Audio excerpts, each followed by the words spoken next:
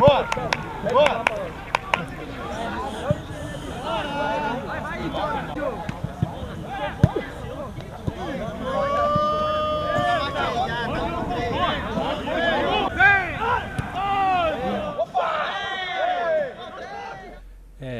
Foram dois jogos onde triste pela não vinda do resultado positivo.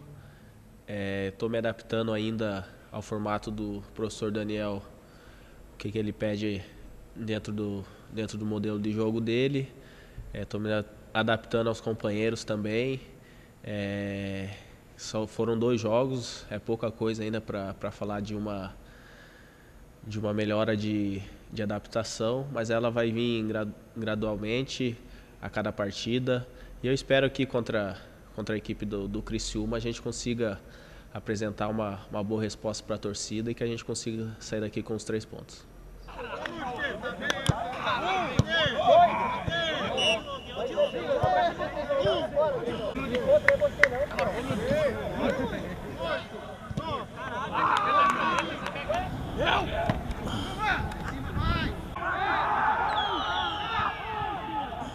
Eu acho que para nós, num campeonato a longo prazo, o que a gente precisa é encontrar esse equilíbrio desses laços aí que a gente tem feito nas 2 partidas, né? Momentos bons dentro da partida contra o Sport, contra o Grêmio, achar esse equilíbrio e manter essa regularidade para que a gente venha somando os pontos, porque eu me sinto muito incomodado na colocação que a gente se encontra.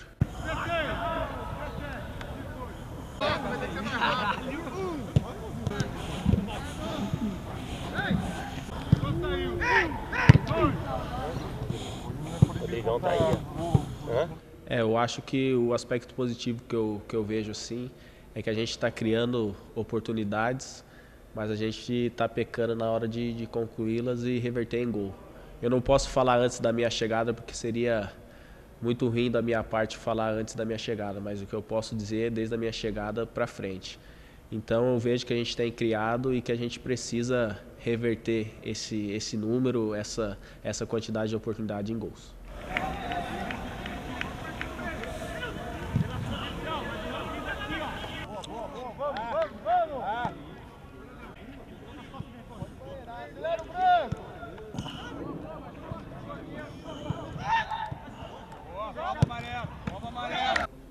Com certeza, aonde eu passei, eu sempre falo que a torcida é a peça fundamental, é o nosso 12º jogador, o mais importante dessa engrenagem, porque é ele que nos incentiva, nos tira a força onde a gente acha que não tem. E é muito bonito o estádio, bonito como o Brinco de Ouro, com a brilhante torcida que tem. Tiver casa cheia aqui, pode ter certeza que vai nos ajudar muito contra o Criciúma e no restante da competição.